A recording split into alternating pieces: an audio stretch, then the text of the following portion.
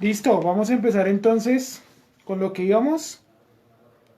Son los jueces de Israel, ¿cierto? Donde ya hemos visto algunos, ya los voy a recapitular.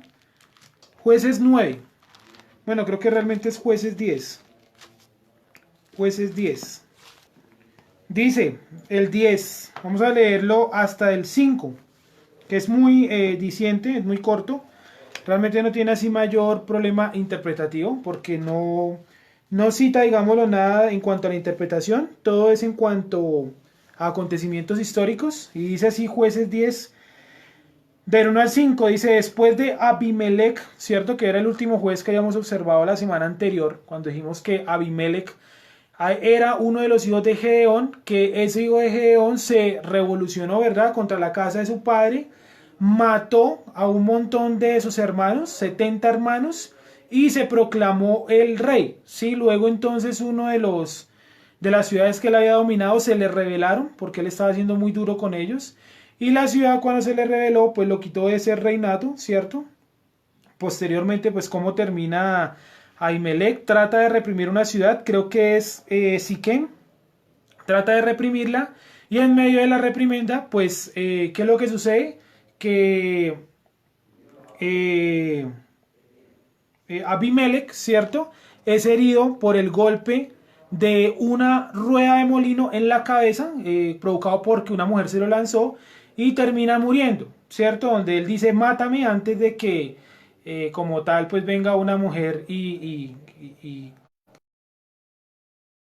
a Abimelech. Entonces sacó ¿cómo les digo yo? El tipo que manejaba ahí la cuestión, ¿verdad? Sacó su arma y lo mató, ¿sí? Lo asesinó. Entonces dice el 10, después de Abimelech se levantó para librar a Israel Tola, hijo de Fua, hijo de Dodo, varón de Isaacar, ¿sí? Aquí vemos otro juez, Tola, de la tribu de Isaacar, el cual habitaba en Samir, en el monte de Efraín, y juzgó a Israel 23 años, y murió y fue sepultado en Samir. Tras él se levantó Jair Galaíta, el cual juzgó a Israel 22 años, ¿cierto?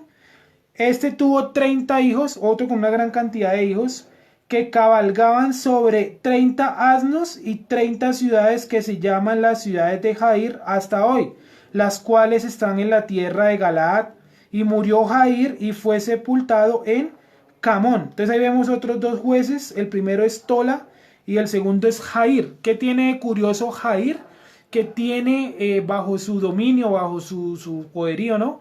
30 hijos, los cuales andan en asnos. ¿Por qué creen? Les pregunto mientras que yo voy mirando aquí un textico. Mientras que yo voy mirando aquí en el computador un textico, un hebreo que me surgió la duda. Ustedes me vayan diciendo por qué creen que los hijos de este sujeto, del segundo, de Jair, cabalgaban sobre asnos. Miren que no es muy normal que guerreros cabalguen sobre asnos, porque el asno tiene una desventaja en cuanto al caballo, y es que el asno es lento. Sí, yo sé que el asno corre y todo eso, pero en comparación con un caballo tiene más fuerza de empuje o más fuerza de velocidad, ¿verdad? La tiene un caballo. Entonces, ¿por qué coloca en específico un asno? ¿Por qué no puede ser otro animal como por ejemplo un camello? Sí, que también tiene una gran velocidad cuando acelera. Entonces, ¿por qué creen ustedes que los hijos de Jair en el versículo, perdón, en el capítulo 10, versículo 4, ¿por qué creen ustedes que los hijos de Jair andaban sobre asnos y no sobre otro tipo de animal que les diera alguna ventaja? Y miren lo que dice el texto. Me estoy leyendo acá una palabrita en hebreo. Dice, este tuvo 30 hijos, ¿no? Estoy leyendo Jueces 10:4, que cabalgaban sobre 30 asnos y tenían 30 ciudades que se llamaban las ciudades de Jair hasta hoy. Están en la tierra de Galaad. Y murió Jair y fue sepultado en Camón. Camón.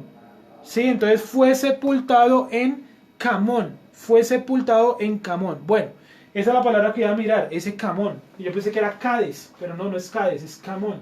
Es diferente Cades a Camón. Entonces, ¿qué opinan ustedes? ¿Por qué creen ustedes que los hijos de Jair cabalgaban sobre asnos y no sobre caballos? ¿Qué importancia tendría el asno? ¿O qué simbolismo creen ustedes que pudo llegar haber tenido el asno, ¿sí? ¿Por qué no otro animal como un camello, ¿no? La Biblia habla siempre, no, la Biblia también habla de dromedarios. Miento, iba a decir que solamente habla de camellos, pero no. Hay una parte donde dice suban los dromedarios, ¿no? Y te cubran como la arena del mar. Entonces pudiendo colocar otro animal para su transporte, coloca es un asno. ¿Por qué? Dice Juan Pablo, pero el asno tiene más resistencia que el caballo. Sí, en parte, ¿cierto? Principalmente el asno, el consumo del agua es menor a la de un caballo, ¿sí? Bien, puede ser una de las razones. El asno tiene más resistencia que el caballo. Eh, de hecho, si miramos la parte, podría tener incluso más cuerpo a lo que dice Juan Pablo, por el sentido de que ellos están en una parte desértica, ¿sí? Y la parte desértica, pues obviamente si tiene un caballo en el desierto, pues necesita meter un montón de agua, lo que un asno no demanda en tal medida. Dice Claudia, porque quizás no necesitaban un animal veloz, sino un animal resistente. Bueno, muy parecido a lo que dice Juan Pablo. Dice Juan Pablo, y la mula tiene más fuerza que el caballo y asno, pero no sé si tenga más fuerza que una yegua. Yo he escuchado a Juan Pablo, realmente no sé mucho de ese tipo de animales. He escuchado que el animal que tiene más fuerza, he escuchado yo, no sé si será verdad, es la mula, ¿sí? Y que por eso, pues digámoslo, que la buscan mucho, la usan mucho, ¿no? Para cargar principalmente, ¿cómo se llama eso? Eh, lo que queda de una obra, se me olvidó ahora el nombre. Sí, como todas las obras de las obras, se me olvidó el nombre. Bueno, en fin, se me fue la palabrita. Pero que las utilizan pues principalmente para eso. Entonces pensaría yo que las mulas, pues obviamente como usted lo dice ahí, ¿no? Tienen más fuerza que el caballo y el asno, ¿sí? Entre el caballo y el asno es más resistente. Y en cuanto al consumo del agua, sí es cierto que el asno consume menos. Escombros, esa es la palabra, gracias. Los escombros, sí, por eso utilizan más que todo mulas para cargar escombro, que son mucho más fuertes, ¿no? Lo curioso de todo el caso es que la mula o el mulo, ¿no? Porque también puede ser macho, solamente han existido dos en la historia de la humanidad que han dado cría. De resto son estériles, porque ellos son el cruce de un caballo con un burro, ¿sí? Entonces ese cruce genera seres que son digámoslo, estériles, ¿sí? Igual que la mezcla de tigre y león, que genera el ligre, ¿sí? Es un animal que no tiene herencia, no tiene ADN posible para reproducirse, ¿sí? Por ejemplo, mi abuelo para cargar el café solo utiliza la yegua, el caballo es más para salir o andar. Las cargas para los caballos son muy livianas. Sí, supongo que es un animal que está diseñado pues para otra función, ¿no? Principalmente, opino yo por lo que he visto, ¿no? Para la velocidad, o sea, para el transporte, no tanto como para la carga. Es muy parecido como al león y la leona, ¿no? Que el león es que el que se encarga principalmente de como la administración de la manada, pero las cazadoras y eso son las leonas, ¿sí? Y si ustedes se dan cuenta, es más rápida una leona que un león, es más rápida una leona que un león, pero sí es más fuerte un león que una leona, en el caso de los leones, ¿no? Aquí en el caso de los equinos, ¿cierto? Que son todos de esa familia, pues obviamente la mula tiene la ventaja en cuanto a la fuerza y el caballo está diseñado pues para otra cosa, ¿no? Que es la velocidad. Por lo general, miren esto, en las carreras de caballos, cuando compite una yegua, por lo general es a la que menos la apuestan, porque tiene una menor probabilidad de ganar. O sea, el caballo, el macho es mucho más rápido, ¿sí? Dice Don Uber, sí, la mula y el macho pueden cargar 15 arrobas, mientras que el caballo llega a cargar 12 arrobas. Bueno, ya diferencia en cuanto a los pesos, ¿no? Ahí está específico, yo de eso conozco pues apenas lo básico, no sé exactamente las cargas y eso, pero bueno, ahí lo tenemos escrito entonces. Bueno, voy a seguir mientras que ustedes están ahí, mientras que yo voy mirando por acá un versículo. Sí, un versículo muy importante. Y hay dos interpretaciones sobre esto del mulo. O sea, acá, ¿no? No en cuanto a ustedes lo que están diciendo, porque eso es totalmente cierto. Es un conocimiento, sí, científico, práctico. Sí, o sea, la práctica nos habla de eso. Pero yo voy a la interpretación, porque estos tipos utilizaban burros. Y para eso vamos a ir al libro de Miqueas, ¿sí? Que creo que ayer lo leímos. Miqueas 3.9, creo que ayer lo leímos, me parece. Miqueas 3.9. Miqueas 3.9. Miqueas 3.9. Cuando empecemos a ver los profetas, ya esto nos entra como agua por la garganta. ¿Sí? Miqueas 3.9. Y es el simbolismo, o sea, lo que ustedes dicen, Es totalmente cierto, la resistencia y eso. Sin embargo, dentro de la cultura, dice Juan, dice, pero el caballo arrastra más que las mulas. ¿Arrastra en qué sentido, Juan? ¿O a qué se refiere a arrastrar? Porque no, yo no lo capto, o sea, no entiendo el término arrastrar ahí. Eh, dije Miqueas, no, Miqueas, perdón, un segundito que es que me enredé con ese terminito en hebreo. Esperen un momentico y lo busco por acá. O si alguien me ayuda a buscarlo, por favor, donde diga... Ah, es Zacarías 9:9, perdón, no es Miqueas 3:9, es Zacarías 9:9. Zacarías 9:9. Y vamos a entender ahí un poquito esto del asno. Sí, que obviamente pues ahí le hemos dado una respuesta. Burro es igual a asno, es un tipo de burro. Se cree, Don Uber, que asno, es por lo menos en esta época, es la denominación que se le daba a un burro de menor tamaño. Sí, no sé, los caballos supongo que todos son de diferente tamaño, ¿no? Las razas y eso, no tengo ni idea. Entonces supongo que usted le dijera a uno, no sé, un caballo de tal y un burro de tal. Sí, entonces aquí los asnos son diferentes. Zacarías 9:9. Listo, ya lo miré. Dice Zacarías 9:9. eh, hay dos tipos de fuerza, fuerza de arrastre y fuerza de carga. Entonces un caballo con una carroza es más efectivo que una mula. ¿Sí? Eso. Aunque obviamente pues el comentario que está diciendo Juan, pues obviamente es válido, ¿sí o no? Sin embargo, Juan aquí está hablando como en el uso de, no tanto de carga, sino como le digo yo, en el uso para la guerra en cuanto a estos animales, ¿sí? Y estos animales, pues, lo que le digo, vienen, digámoslo, con esa especificación, pero por eso quiero centrarme más que todo, yo sabía que iba a generar debate lo del burro, sin yo saberlo, porque yo realmente no manejo el tema, sí, pero sí sabía que algunos tenían ese conocimiento. Y quiero que miremos Zacarías 9:9. Yo les quiero explicar principalmente qué es eso de venir montado en un asno. ¿Sí? Jeremías 9:9. Perdón.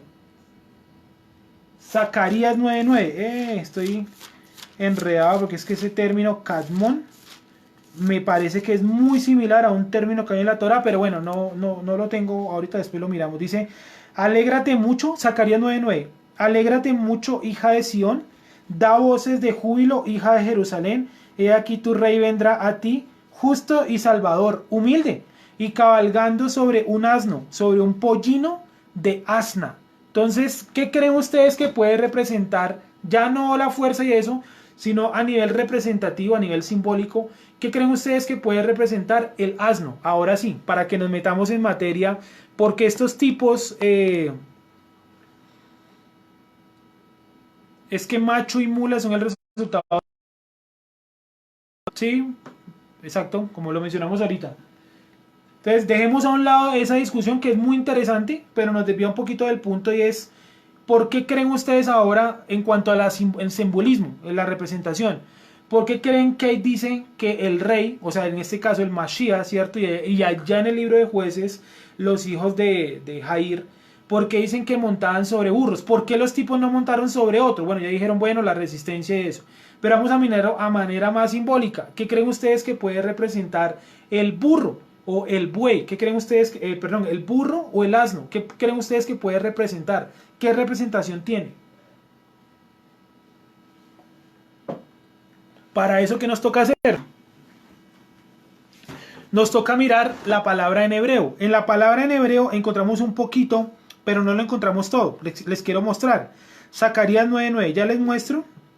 Aunque creo que aquí no les puedo... Ah, sí, coloco la cámara al revés, sí les puedo mostrar. Ya les muestro. Zacarías 9:9. Entonces yo quiero que ustedes me digan...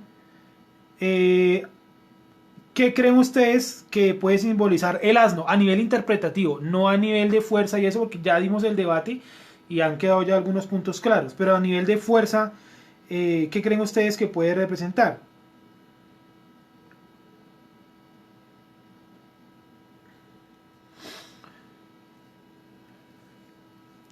Dice un asno, dice Juan, un asno es más noble que un caballo. Un caballo o un camello son más fieros. Sí, bueno, aunque en cuanto al camello sí, habría que mirarlo bien, pero en cuanto al caballo sí tiene toda la razón. ¿Qué otra representación creen ustedes o qué otro símbolo creen ustedes que puede tener el asno? Ojo, porque esto puede servir para entender por qué Yeshua montaba un asno cuando entró a Jerusalén, aunque don Nelson ya debe estar por llegar a esos textos allá en Mateo, ¿no? Porque ya Yeshua está... Ah, no, porque ya Yeshua está dentro de la ciudad, olvídenlo, ya no lo vamos a ver. Entonces, ¿por qué creen ustedes o qué creen ustedes que representa el asno? ¿Por qué el Mashiach tenía que venir montado en un asno? ¿Por qué la profecía coloca un asno? Sí, y algunos de los comentarios, principalmente de la Mishnah, afirman que la palabra no debería ser asno, sino nube, que el Mesías va a venir montado en una nube. Bueno, esa es la opinión de ellos. Sí, aunque el término en hebreo no da para nube, pero ellos opinan que es una nube. Sí, que no es tanto un burro, un camello o lo que sea. Sí, no, que es una nube. Bueno, nosotros sabemos que Yeshua dice que él volverá, ¿cierto? En la nube, en la misma nube que se lo llevó, él va a venir en eso, que es una nube espiritual, porque no hay ninguna nube de la tierra, ¿cierto? Que pueda venir hasta el suelo y elevarse hasta la tierra otra vez. Ese proceso, sí, eso no se llamaría nube, se llamaría neblina. Sí, y la neblina es un efecto que se da principalmente por cambios bruscos en el clima en el campo. ¿Sí? Entonces la neblina, cuando hay una zona muy caliente y viene un frente frío, se produce neblina. Eso no estaba pasando cuando Yeshua se fue. Yeshua se fue en una nube espiritual. Para ayudarles un poquito, la nube espiritual que lo cubrió de la transfiguración, que dice que la nube dijo, la nube dice... de la nube se escucha, más bien no es que la nube diga, de la nube se escucha este mi hijo amado en quien tengo complacencia, ¿cierto? Entonces, pregunta, ¿por qué un asno? ¿Qué opinan ustedes? Yo no sé si me estarán escribiendo y de pronto los mensajes no habrán llegado, porque ahorita fue así. ¿Qué opinión tienen ustedes? ¿Por qué un asno? ¿Por qué montar un asno y no montar otro caballo? Bueno, Juan dice que el comportamiento en cuanto a la fuerza o en cuanto a la...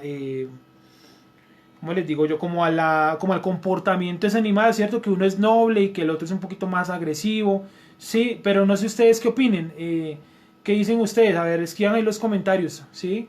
¿Por qué un asno? Imagino que alguna vez se lo habrán preguntado, ¿no? ¿Por qué Jesús tuvo que haber entrado en un asno?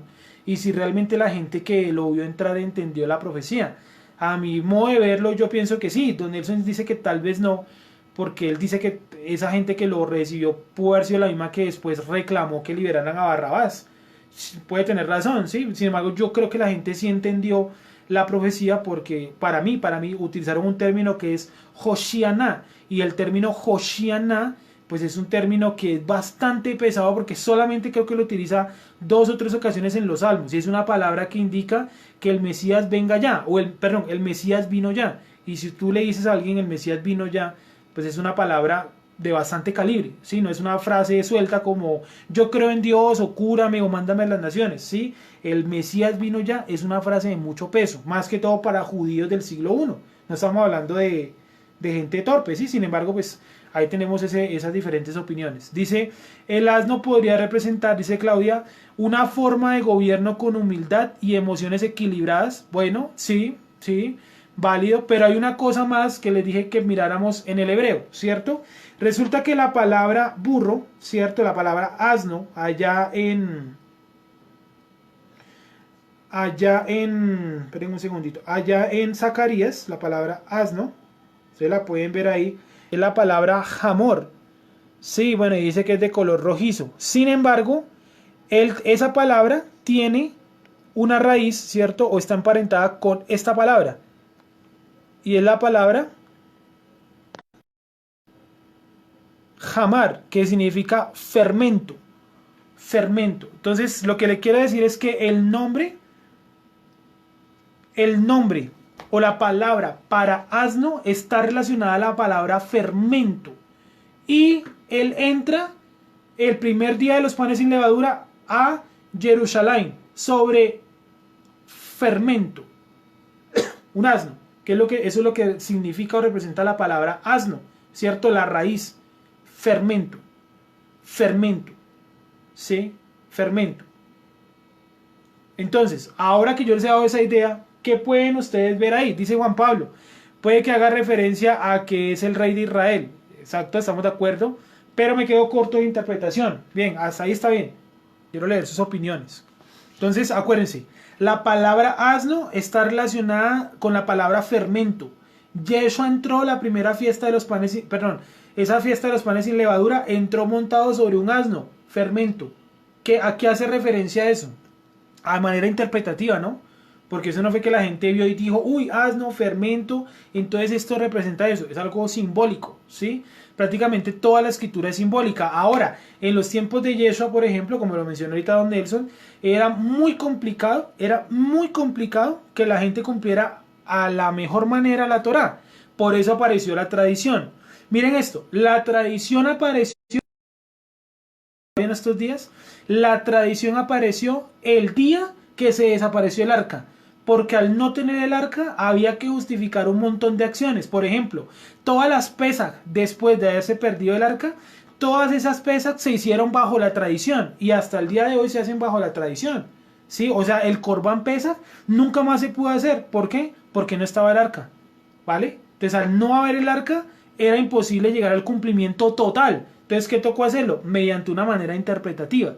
Esa manera interpretativa, ¿verdad? De los sacrificios y demás, llevó a la aparición de la interpretación, de las tradiciones. Y eso, miren en lo que derivó hoy. Entre más difícil sea para nosotros cumplir los mandamientos, más tradiciones tienen que aparecer. ¿Para qué? Para, entre comillas, facilitarnos, entre comillas, ¿no? Muy grandes las comillas, facilitarnos el cumplimiento de esos mandamientos. Por ejemplo, hay un mandamiento que se considera que no se puede cumplir el día de hoy, ¿sí? Dentro de los círculos judíos, estoy hablando de judaísmo. Y dentro de los círculos judíos, por ejemplo, se considera que el mandamiento de que si tú vas a construir un altar de piedra, ¿cierto? Ese mandamiento no se puede hacer hoy en día. ¿Por qué? Según los judíos, porque ya se estableció el tabernáculo. ¿Sí?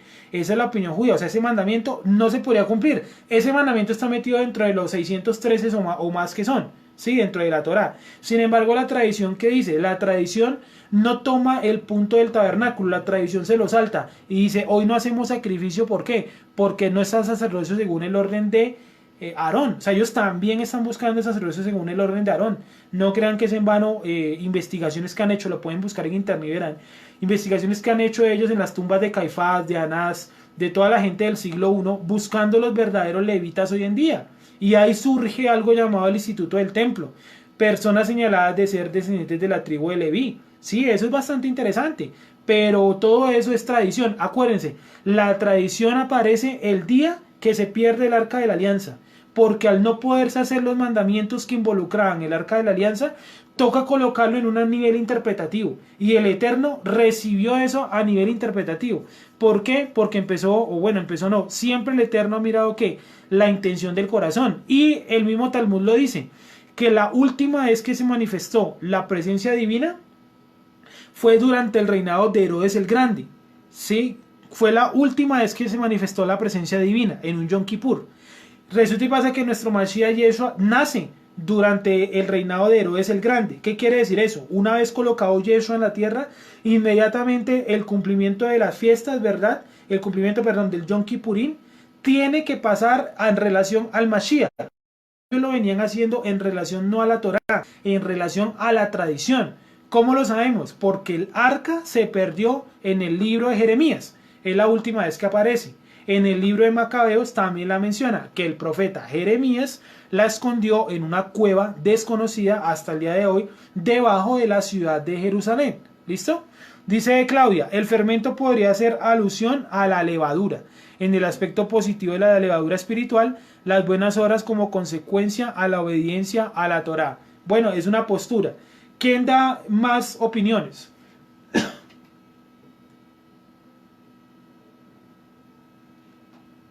La discusión no es si entró o no entró en un asno. ¿Por qué él entró en un asno? Para cumplir la profecía. La discusión como tal es ¿por qué en un asno? ¿Sí? A ver si alguien tiene alguna otra pregunta o duda.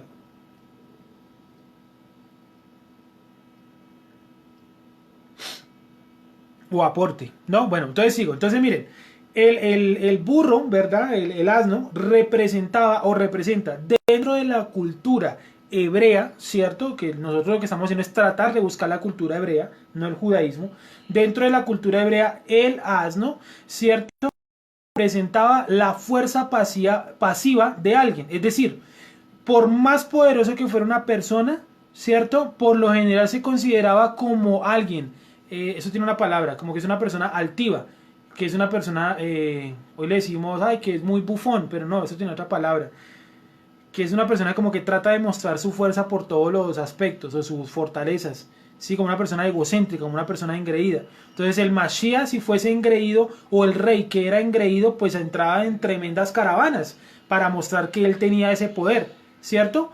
Pero el Mashiach o estos tipos que están en el libro de Jueces decidieron entrar como en un burro, en un asno, porque la representaba su tranquilo, es decir, aunque tienen un poder,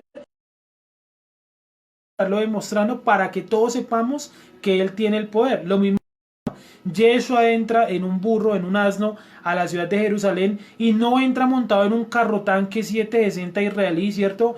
Con doble ametrallador en la parte superior y un cañón de 55 milímetros que da a, no sé, a blancos a 800 metros. No, él entró montado en un asno. Y significa eso, la fuerza pasiva que tiene una persona. Aunque la persona tiene la fuerza, de todas maneras que no tiene que estarlo demostrando, ¿sí?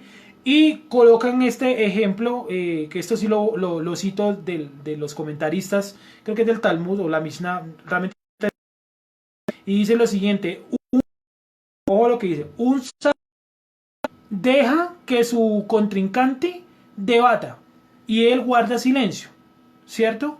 Un y responde de mala manera, ¿sí? ¿Por qué? Dice, porque el sabio, sabiendo la respuesta, no tiene necesidad de demostrarla, porque la respuesta prácticamente se da por sí sola. ¿Listo? Entonces, y hace referencia también a esto del burro y demás. Entonces, el asno representa eso, la fuerza pasiva, pero vamos a verlo en otro sentido, con el sentido de la levadura, ¿sí? Resulta que el nombre del asno más bien, está relacionada con la palabra levadura. Que Yeshua entrara montado sobre, entre comillas, levadura, quiere indicar que él, el fermento lo asimiló con la roca de... creo que se le cortó el mensaje, Juanpe. Quedó mucho ahí, o más abajo. Lo que la otra vez que quedó mucho. Entonces, bueno, esperemos que Juan Pablo nos va a dar el concepto, es su concepto, perdón. Sí, pero mientras que lo va escribiendo sigo. Entonces, el asno, ¿cierto? Que tiene una relación con el fermento, montado sobre el fermento, es decir, él tiene el control, ¿verdad?, de la situación en cuanto al fermento. Ya sabemos que el fermento, Yeshua lo explica, guárdense la levadura de los fariseos, no es tanto que, no es tanto la levadura para hacer pan, sino que es el fermento en cuanto a los comportamientos que inflan al ser humano. Es decir, Yeshua está diciendo, miren, yo estoy en este momento sobre todo lo que genera altivez. Por eso dice humilde, humilde, por eso la palabra es importantísima, humilde. Humildad no porque sea un burro y ay, porque no entró en un caballo, un semental, ¿cierto? De 2 metros y picos como los que llevan la policía montada aquí en Colombia. Sí, no, él entró en un burro, porque haciendo referencia a la humildad, que él estaba controlando esa parte de nosotros que nos llena de ego, nos llena de ego. Pues ¿cómo hubiéramos entrado nosotros? Sí, vamos a suponer que somos personas importantes del siglo I. Hagamos ejemplo, ¿cierto? Somos importantes del siglo I. Y a usted ya lo nombraron Mashiach. Tiene un grupito de seguidores que dijeron, no, fulanito de tal es Mashiach, ¿cierto? ¿Usted cómo hubiera entrado a Jerusalén? Yo hubiera entrado, mejor dicho, con todos los poderes, obvio. Porque no ve que si yo soy el Mesías, si en cambio Yeshua, que sí es el verdadero Mesías, pues opta por entrar encima de un asno, no solamente mostrando humildad, sino también cómo él controlaba y estaba por encima de todo lo que infla al ser humano, el hametz, la levadura espiritual, ¿cierto? La parte caída, el ego. Él entró montado sobre eso. Ahora, cuando usted le dice a una persona su interpretación, cuando usted le dice a una persona sus ideas, cuando usted le dice a una persona con citas y con pruebas la verdad, eso no quiere decir que usted tenga ego, quiere decir que es la verdad.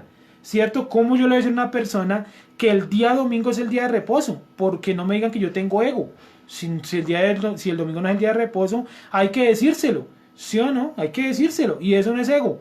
Sí, ego de pronto es que yo diga, no, pero es que son todos, mejor dicho, todos los seres humanos son brutos y Dios me reveló solamente esto a mí. No, sí, nosotros debatimos con fervor y demás cuando encontramos en la escritura los argumentos suficientes para tumbar esas ideas falsas que ha sembrado principalmente el cristianismo, ¿cierto? Principalmente el cristianismo. Sabemos que el judaísmo pues también tiene sus fallas y tal, pero pues casi siempre los debates se dan es con personas cristianas, ¿no? Y cuando los judíos por lo general, pues siempre debaten con personas que no son judías como nosotros, ¿verdad? Siempre quieren debatir por la parte de las leyes de Noach. Sí, por eso el primer tema que quise hacer de las reflexiones del Homer fue ese. Los hijos de las leyes de Benei Noach, ¿sí? ¿Por qué? Porque siempre que siempre que un judío debate con usted o conmigo que no somos judíos, siempre trata de meterse por las leyes de Noach. Y es bueno tener esa parte bien soldada y bien protegida, resguardada. Sí, bien protegida, bien resguardada, cosa que no genere, digámoslo así, algún filtro donde él se pueda entrar, ¿vale? Entonces ahí, pues por eso toca citar la ley de ellos, la ley oral, ¿cierto? En fin. Voy a seguir. Entonces, estos tipos estaban expresando, digámoslo de esta manera, que ellos eran muy humildes. Estoy hablando de jueces 10. Esperen que se me perdió. Jueces 10. Que eran muy humildes y muy mansos, ¿verdad? Y miren que contra ellos no hay ninguna acusación. Es decir, yo creo que estos 30 tipos que dominaron sobre las 30 ciudades fueron unos buenos administradores, porque si no el texto diría que ellos también se pervirtieron, así como dice de los hijos de Gedeón, que aunque eran 70 y eran hijos de Gedeón, perdón, a pesar de eso ellos cayeron en transgresión cuando se pervirtieron detrás de ¿qué? De un efod, mientras que estos tipos, los 30 de hijos de Jair, no menciona que se hayan desviado. Entonces yo creo que ellos entendieron el punto de la humildad y de la sencillez, ¿vale? Cuando los ejércitos iban a la guerra, por lo general, ¿cuál era el carro más reforzado? ¿Cuál era el carro más protegido? ¿Qué creen ustedes? Cuando la gente iba a la guerra en la antigüedad. Hoy en día no, porque pues, hoy en día la cosa ha cambiado, ¿no?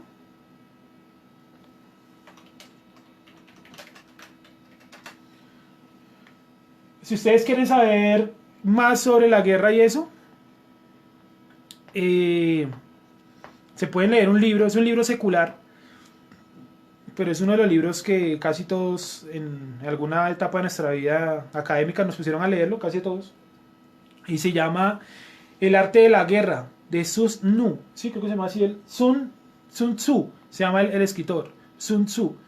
El arte de la guerra es un libro muy bueno donde explica cómo ha evolucionado la guerra desde el cuerpo a cuerpo hasta las bombas nucleares, ¿sí? Que ya sabemos nosotros cómo funciona la cuestión. Dice, no es con espada ni con fuerza, sino con mi espíritu, sí, con su espíritu, ¿sí?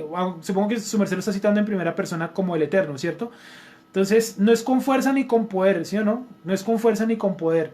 Dice, he aquí yo libraré a Israel, eso es en la historia de Gedeón, no por fuerza de ejército ni de caballos, sino porque por la presencia divina. ¿Y qué le tocó hacer a Gedeón? Pues Gedeón simplemente fue con el campamento y los enemigos empezaron a matar entre ellos. O sea, el ejército de Gedeón no ejecutó, digámoslo así, una matanza directa de entrada. Dice Claudia, la carroza más protegida era la del rey. Exacto. O sea, es la carroza o el caballo o el lugar donde se transportaba el rey era el más suntuoso. Sí, entonces era muy extraño que el Mashiach o que gente importante montara sobre un asno. En caso de escapar, el asno no tiene la misma velocidad que tiene un para los enemigos, ¿sí? Entonces lo que están haciendo cuando se montan sobre un asno es un acto simbólico de mostrar humildad.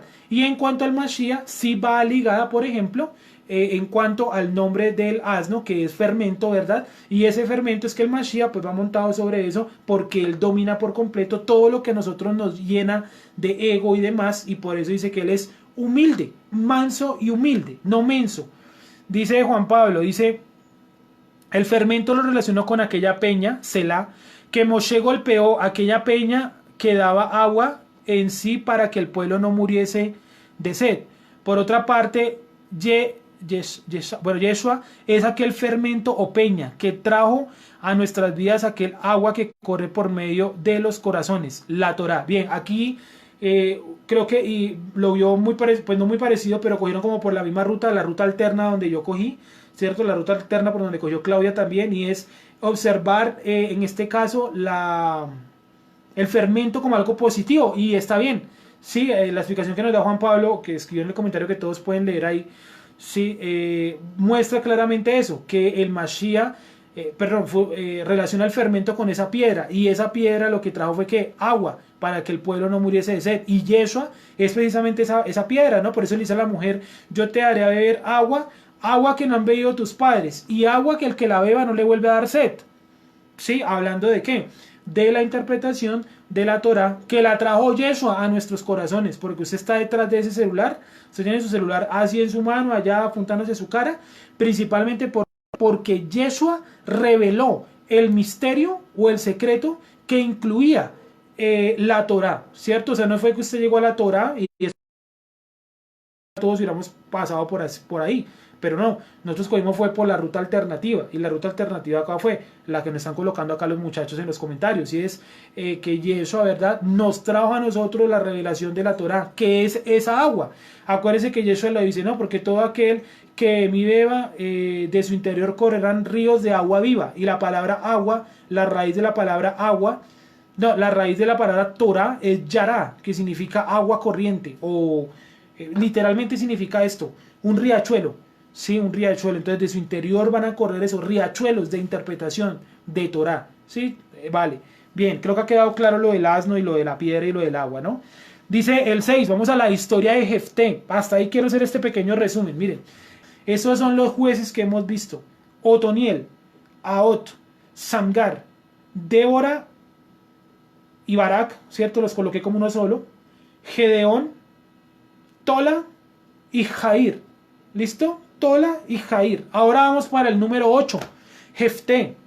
¿Sí? O si quieren contar aparte a Débora y a Barak, bueno, sí, también lo pueden hacer, no hay ningún problema en cuanto a eso, ¿sí? Y dice el versículo 6, pero los hijos de Israel volvieron a hacer lo malo ante los ojos del Eterno y sirvieron a los Baales, ¿cierto? ¿Cuántos Baales habían? Según las investigaciones se creen que eran más de 200, ¿sí? Los Baales son muy parecidos a los que se llaman los, ¿cómo se llaman? Los dioses griegos, ¿sí? Se han visto el panteón griego, ¿no? Que está el dios del vino, el dios del amor, el dios de la riqueza, ¿sí? Entonces como que los Baales eran más o menos lo mismo, ¿sí? Recordemos que todas esas religiones paganas, pues es básicamente lo mismo, un montón de dioses que manejan como cosas de la naturaleza, ¿no? Como fuerzas, como energías. Y entonces no hay un dios absoluto, dentro de la cultura griega no hay un dios absoluto. El dios supremo, siempre nos enseñaron que era Zeus, pero si usted lee bien detallado algo de cultura griega, verá que hay uno por encima de Zeus, ¿cierto? El caos. Y hay otro que es Cronos, el tiempo.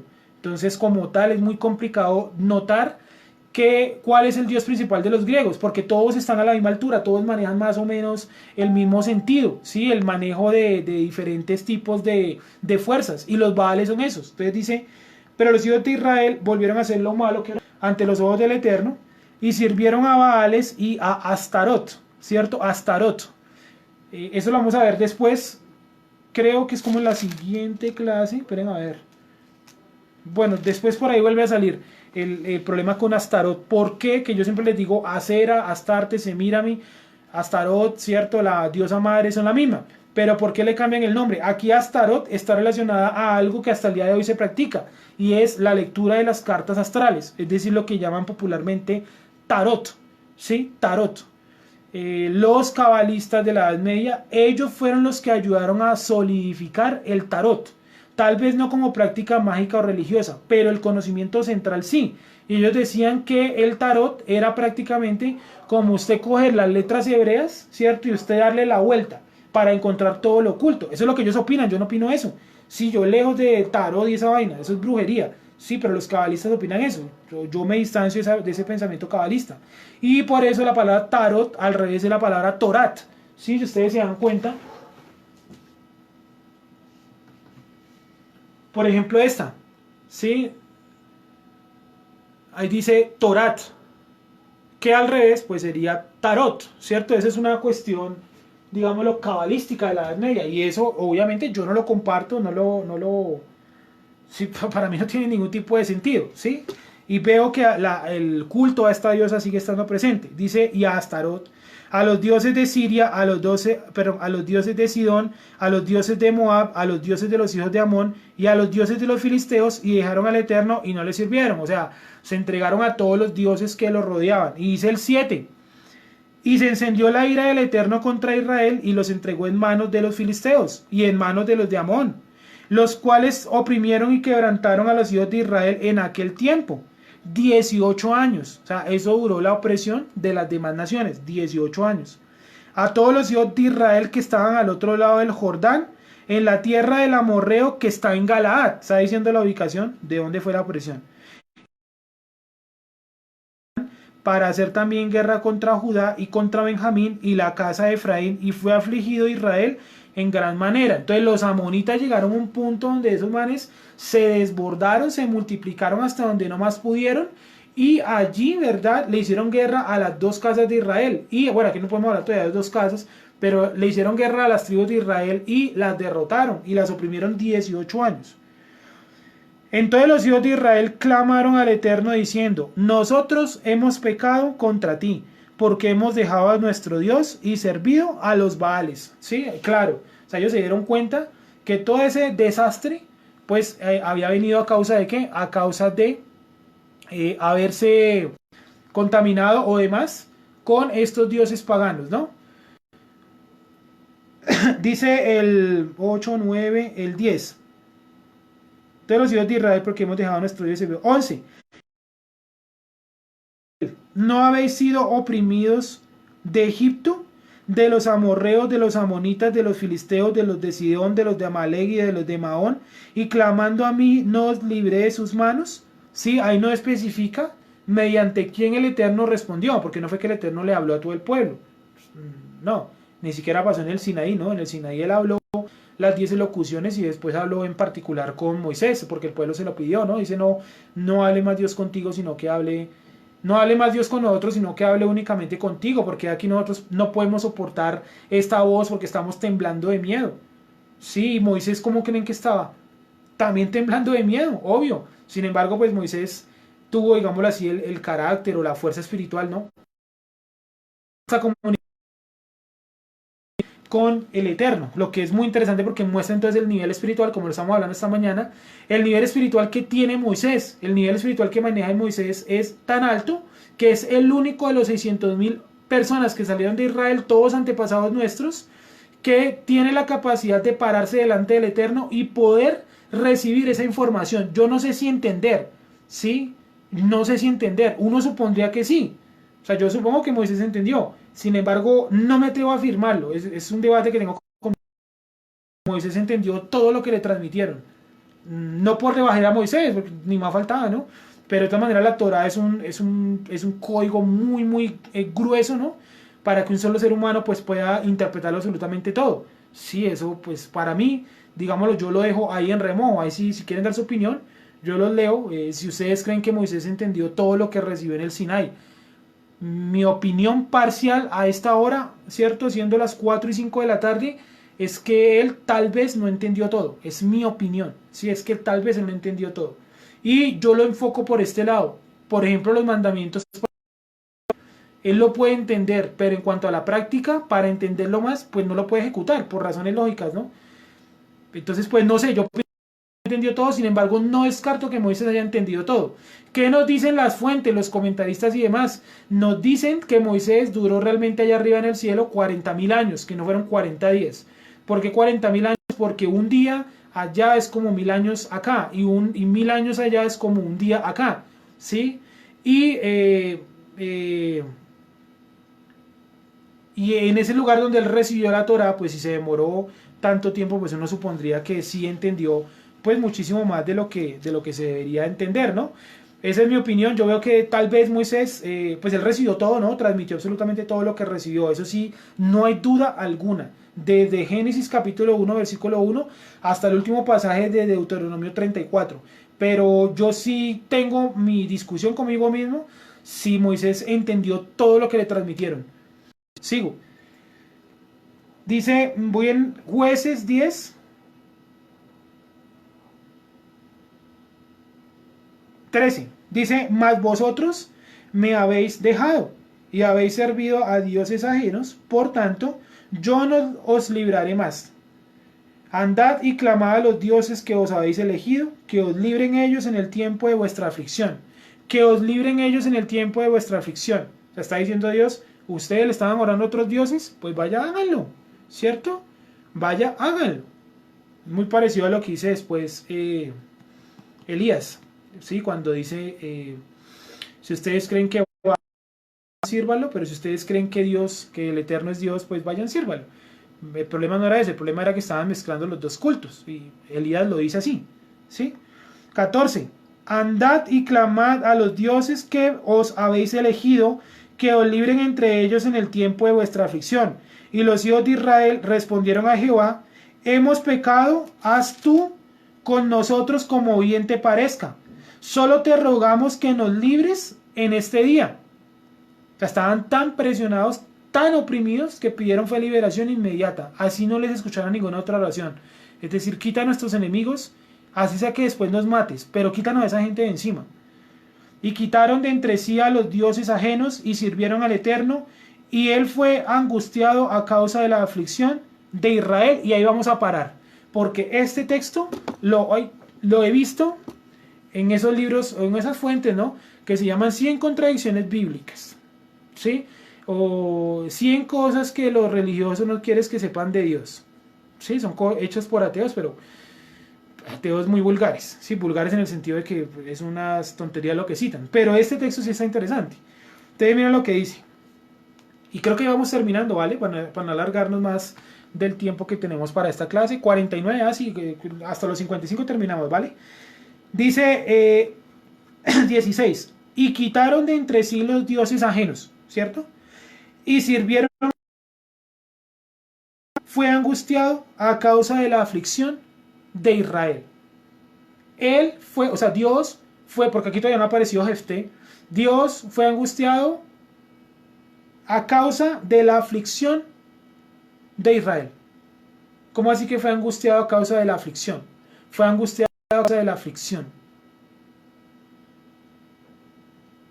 Fue angustiado a causa de la aflicción. ¿Qué opinan ustedes? ¿Dios se puede angustiar? Porque parece que el texto dijera eso, ¿no? Que Dios se angustia. Eso es lo que parece que dice el texto. Sí, y Dios se angustió a causa de la aflicción de los hijos de Israel. Y no está fácil, no es un texto fácil. Dios se angustió. Dios se angustió. Toca repetirlo. Dios se angustió. Dios se angustió a causa de. Dios se angustió a causa de. O sea, parece como si Dios hubieran cosas que lo deprimieran. ¿Sí o no? A primera vista. A primera vista. Ojo que esa no es la interpretación. Creo que no la vamos a alcanzar a ver hoy. ¿Quién tiene alguna opinión hasta ahí de lo que estamos viendo en este pedacito? Dios se angustió. Dios se angustió. Dios se angustió.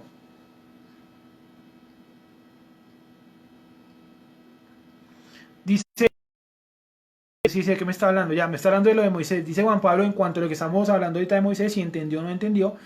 Dice Juan Pablo que yo creo, dice Juan Pablo, yo creo que sí entendió todo, pero al pasar el tiempo se tuvo diferentes interpretaciones de la ley, lo que es normal, sí, vale, eso es entendible, ¿no? Y es claro porque los judíos sí quieren venderle a uno, bueno, algunos, no todos, quieren venderle a uno la idea de que la interpretación de Moisés se mantuvo intacta desde que él bajó el monte Sinai hasta nuestros días. Y no es así. No hay ningún sentido religioso e histórico que nos muestre eso. Él tuvo que, o sea, él recibió la Torá y obviamente él tuvo que haber recibido, y si no la recibió, él tuvo que haber interpretado lo que le dieron. Su interpretación tuvo que haber sido, si no una de las más altas, la más alta, sacando al Mashiach de la colada, ¿cierto? Mashiach, saquémoslo un momentico de la colada. O sea, lo que trato de decir es esto: Moisés recibió la Torá, ¿cierto? Y es probable, hay dos posturas. Unos dicen que él recibió la Torá y la interpretación. Y otros dicen que él recibió la Torá y que él la interpretó. ¿Qué opinan? Ese es un debate interesantísimo. Lo tenía para una de lo del Homer, pero si quieren lo vamos dando de una vez. Y es, Moisés recibió la Torá, eso no hay duda ninguna. Sí, punto final. Pero con la Torá, ¿él pudo haber recibido la revelación, o sea, la interpretación de la Torá? ¿O será que él interpretó la Torá por su cuenta? ¿Qué opinan ustedes? La mía, yo voy a hacer una de las que hace Don Nelson, tomar un poquito de una, tomar un poquito de otra. Sí, y lo que voy a tomar, pues puede ser que sí, puede ser que no. O sea, las dos, o sea, que él recibió la interpretación y que también interpretó. Yo también voy por ahí, Juan Pablo. Creo que vamos como por el mismo aspecto, ¿sí? Que de todas maneras, yo lo analizo de esta manera. Yo creo que si él recibió la interpretación de la Torah, de todas maneras él hubiera interpretado tanto la interpretación como él también hubiera interpretado la Torah. Si no, nomás haga usted de cuenta con esta clase, ¿cierto? Yo le doy a usted una idea. Esa idea que yo le doy es mi interpretación del texto. Usted interpreta mi idea, pero usted también trata y lo hace de interpretar el texto. O sea, usted tiene una doble interpretación. Interpretación de lo que yo le digo e interpretación del texto como tal, usted en seco. Entonces todos tenemos siempre, yo lo veo de esa manera, o sea, creo que comparto eso, o creo que Juan Pablo y yo estamos en el mismo canal, pues por lo que leo de lo que él escribió ahí, ¿sí? Y es esto, todos tenemos siempre, cuando tomamos una clase, ¿verdad? De alguien, porque yo también aprendo de alguien, no solamente de Don Nelson, sino también pues de videos y demás, ¿cierto? Yo interpreto la interpretación del sujeto, que me está dando la interpretación de él, bueno, de donde la haya sacado, ¿cierto?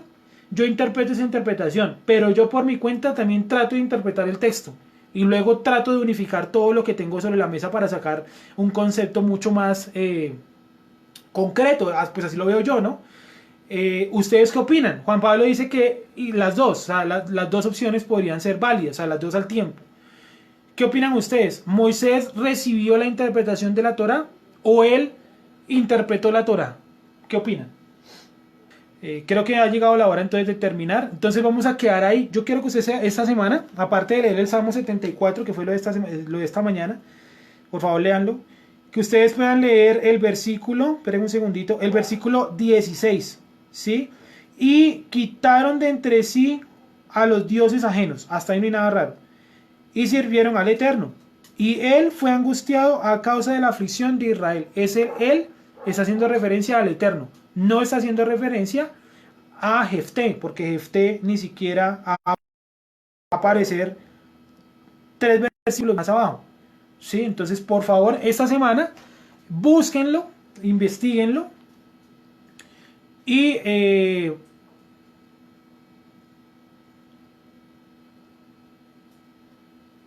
dice Juan Pablo, dice, yo hago un símil con los sueños que vienen y son del Creador. Pero al yo expresarlo puede tener miles de interpretaciones y todas pueden ser ciertas y cumplirse, exactamente.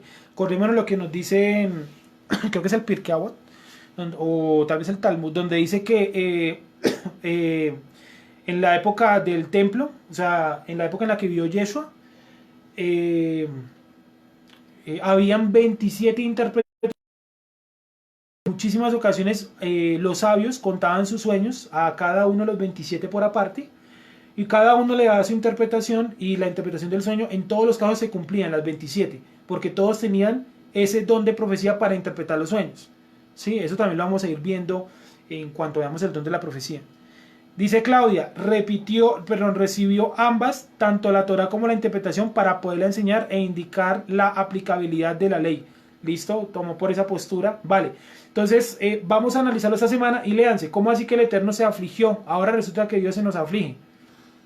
Sí, entonces durante la Segunda Guerra Mundial estuvo llorando. Pues si se afligió porque unos tipos se imaginan matar a 6 millones. Estoy siguiendo esa lógica. O sea que ese texto puede ser que algún día de pronto se lo cite a usted un cristiano. Que usted esté echándose de pronto su discurso, explicación, lo que sea, de que Dios no tiene sentimientos, y le pueden salir con esa perla, y créanme que esa perla no está tan fácil de digerir. Sí, para que usted esta semana lo vaya viendo, y la otra semana yo les doy mi concepto y cruzamos comentarios a ver ahí cómo vamos, ¿vale? Listo. Entonces la siguiente semana lo miramos y sacamos conclusiones, ¿vale? Que estén bien.